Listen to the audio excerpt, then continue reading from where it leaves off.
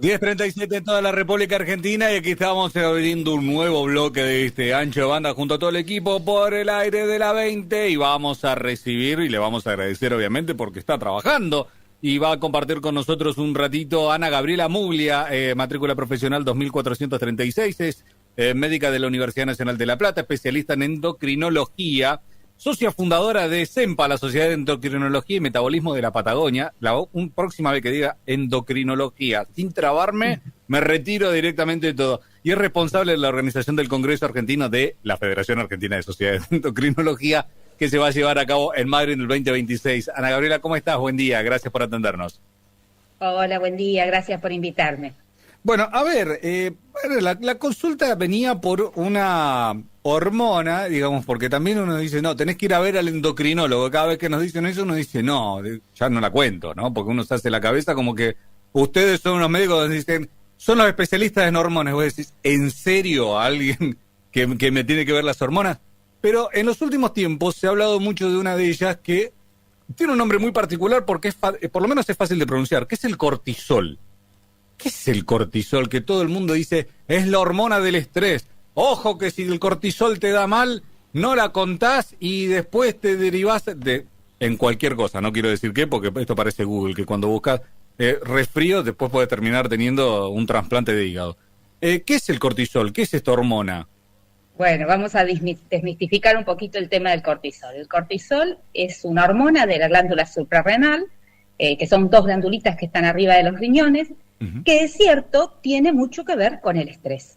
El estrés, más que nada, el estrés físico. Es una hormona que se levanta cada vez que nos levantamos. A las 5 de la mañana, 5:30 de la mañana, empieza a picar el cortisol y es la hormona que nos permite entrar en actividad. Genera una serie de cambios fisiológicos en el cuerpo, como es, por ejemplo, que se eleve un poquito la glucosa, algo fisiológico, porque si nosotros nos levantamos antes de desayunar, tenemos que tener glucosa en el cuerpo. Claro. Y además interviene en situaciones de estrés importante elevándose.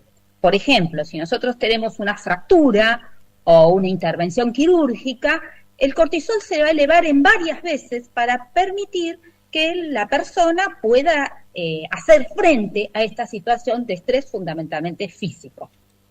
Ahora, esa especificidad que mencionás al usar la palabra físico, o sea que... Tiene algo, sí. Sí, claro, digo, porque viste que medio como que decimos, no, tengo que ir al psicólogo, cómo me relajo, Bien, prendo saumerio, todo esto, y decís, no, la palabra físico... Exactamente, bueno. ¿Por qué hice hincapié en la parte de lo físico? Porque el estrés psicológico levanta el cortisol, es cierto, pero una medida bastante menor. Es decir, que cuando nosotros decimos, bueno, el cortisol se debe haber elevado por tener una vida complicada o por haber tenido un trauma psicológico, siempre tenemos que recordar que la elevación del cortisol en esas situaciones es bastante más baja que la que tiene cuando uno tiene un estrés físico. De hecho, hay algunas situaciones fisiológicas que levantan el cortisol y algunas situaciones no tan fisiológicas como puede ser el sobrepeso y justamente el estrés psicológico que la elevan, pero en una medida muy inferior a la que lo hacen los estreses físicos. Por eso los médicos estamos siempre en alerta, más que a los excesos de corticoides, al paciente que pueda tener un déficit de corticoides y no pueda responder a la disfuria física. Hay toda una campaña en el último tiempo para que los médicos pidamos cortisol frente a pacientes que tienen estrés psicológico crónico, por ejemplo, estrés laboral o estreses familiares, y la verdad es que es un análisis que no rinde. ¿Por qué no rinde? Porque yo pido un cortisol y me da apenitas elevado del valor de corte, es decir, un poquitito más arriba, pero yo tengo que considerar esto una condición fisiológica vinculada a la situación de estrés que está viviendo el paciente y en ninguna medida esto implica una enfermedad. Una enfermedad por exceso de cortisol es otra cosa. Acá estuve leyendo que dice que el exceso de cortisol puede provocar el síndrome de, y voy a decirlo así como está escrito, de Cushing. ¿Puede ser? ¿Qué es eso? Eso es cierto. Bueno, a eso nos referimos cuando hablamos de una enfermedad. La enfermedad más frecuente de elevación de los corticoides es una enfermedad que describió el profesor Cushing, y es una elevación que está bien por encima del valor de corte y obedece como entidad en general a una enfermedad de la glándula hipofisaria, ¿no? En la hipófisis, justo acá, atrás de nuestra nariz, tenemos una glandulita que se llama hipófisis, que produce, entre otras hormonas, una hormona que se llama CTH, que actúa sobre la suprarrenal estimulando la producción de corticoides. Normalmente la CTH se eleva frente a una situación de estrés. Pero cuando existe un adenoma, es decir, una lesión, un tumor benigno en la hipófisis, esa CTH se eleva sin control y eso genera un exceso de corticoides. Eso es lo que describió el señor Cushing. Es decir, un exceso de corticoides vinculado a una enfermedad orgánica que es la aparición de un adenoma en la hipófisis.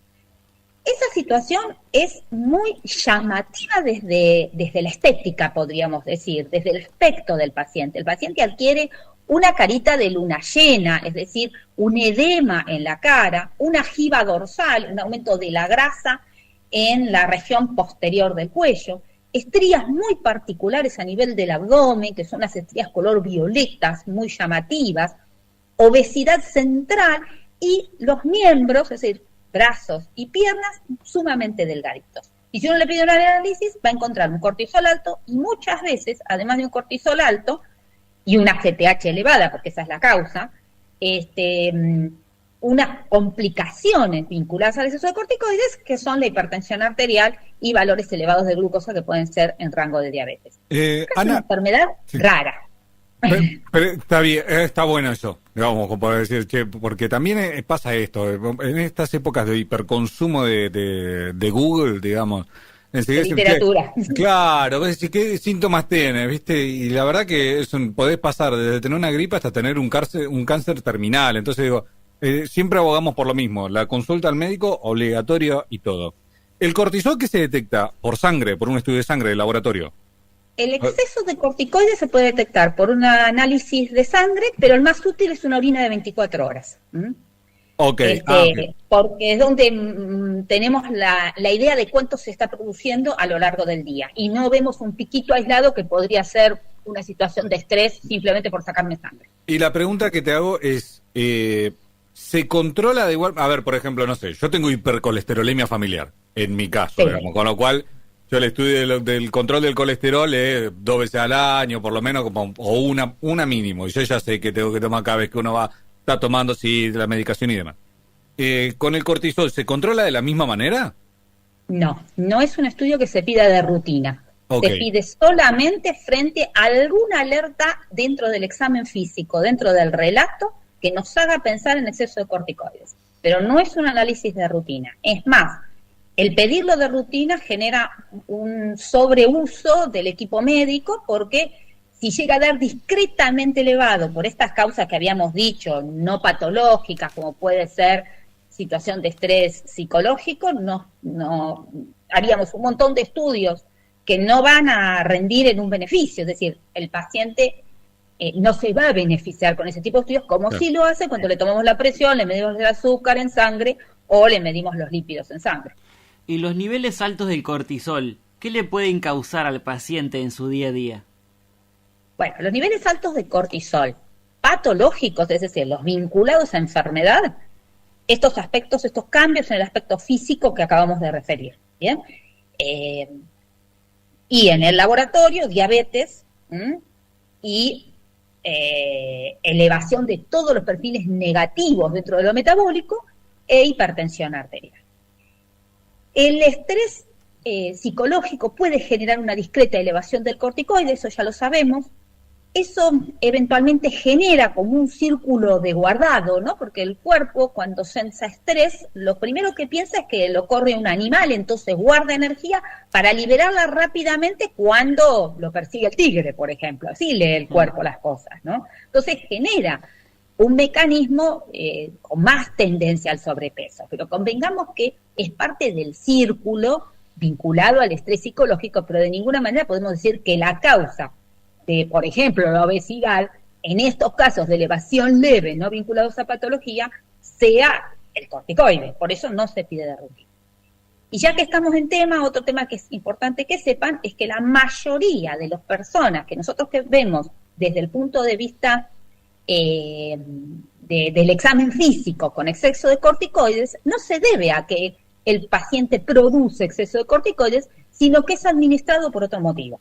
Le damos corticoides por dolores lumbares, le damos corticoides por enfermedades reumatológicas, recibe corticoides porque tiene un asma severa. Entonces, nosotros vemos muchas veces en el consultorio personas que vienen por exceso de corticoides, pero son de corticoides sintéticos, son los que le damos nosotros. Y en el análisis viene bajo, porque justamente se los estamos aportando nosotros. El tratamiento de esos pacientes es, bueno, en la medida que se pueda, por su otra enfermedad, bajarle los corticoides en forma paulatina. ¿Bien?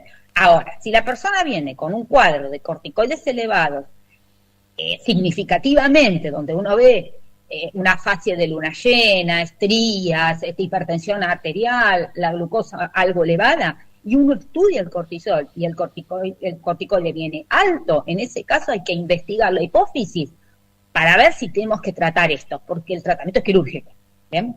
Ya se opera el pequeño adenoma que tenemos. Si fuera de origen suprarrenal, más raro todavía, bueno, también tiene un tratamiento en general quirúrgico. ¿Bien? Ahora, si nosotros detectamos un cortisol discretamente elevado en una persona que tiene un estilo de vida poco saludable, nuestro trabajo va a ser enfocar a esa persona que cambie su estilo de vida. Nosotros no le vamos a dar una medicación para bajar el corticoide, porque primero las medicaciones para bajar el corticoide son tóxicas, tienen altísima toxicidad. Segundo, que no se usa para eso. Entonces, ¿qué voy a pretender que haga el paciente que consulta? Bueno, que trabaje en diferentes alternativas para cambiar ese factor que le genera estrés, o que lo pueda vivir de otra manera, ya sea con terapia, con actividad física, ya sea con meditación, ya sea con otras estrategias, o eventualmente algún tratamiento psicológico o psiquiátrico de ser necesario. Esto está buenísimo, Ana, porque es algo que también a lo largo de distintos programas con distintos invitados e incluso en el plano privado, digamos, ¿no?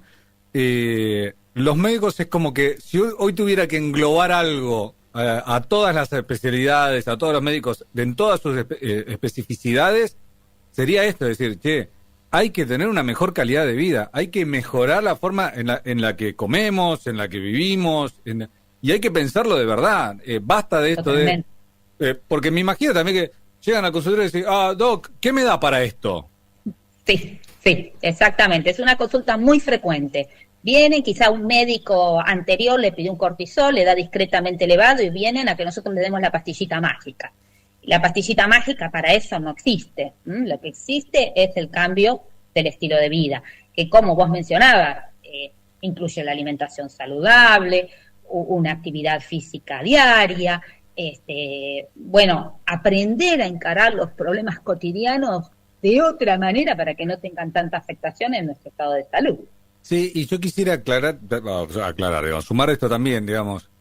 Nuestra generación, la de los 30 y pico, 40 y pico, cree que esos problemas por ahí llegan cuando uno es viejo. Y más sobre todo los hombres, ¿no? Los hombres es como, no voy al médico porque me va a encontrar algo. Si no voy al médico y no me encuentra nada, por lo tanto no tengo nada. Funciona con una lógica completamente absurda en ese sentido. Pero está bueno, digamos, esto. Hagamos hincapié en esto, en prestarnos atención a la salud realmente de manera integral. Porque si no, después mi viejo que tiene 77 ya, le dan mejor los resultados que a mí. Una cosa maravillosa, digamos. Y eso también te tiene que llamar la atención. Decir, che, bueno, tengo que parar la pelota en algún momento. Totalmente. Yo creo que el estilo de vida actual está muy relacionado a estos cambios hormonales que reflejan esta nueva forma de vida que quizá tengamos que modificar. ¿Sí? A mí me pasó. Yo soy deportista, me encanta el deporte, siempre hice deporte, pero desde el año pasado hasta hoy no he hecho deporte. Me he quedado como en stand-by, dije, bueno, este año no hago deporte por X razón, porque no tengo tiempo, por un montón de cosas, pero me he dado cuenta de esto, que mi nivel de estrés se ha elevado muchísimo al no hacer deporte, algo que me ayudaba mucho a controlar mi estrés y a sentirme mejor aparte. Y lo he notado que el nivel de estrés mío se ha elevado. Totalmente, sí, la actividad física regular es importantísima para mejorar las condiciones de estrés, ¿no?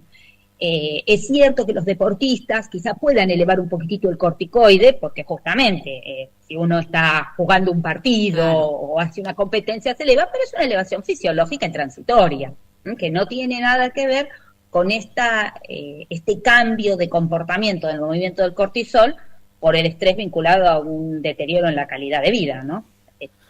Así Doc, que sí, lo que apuntás es muy importante.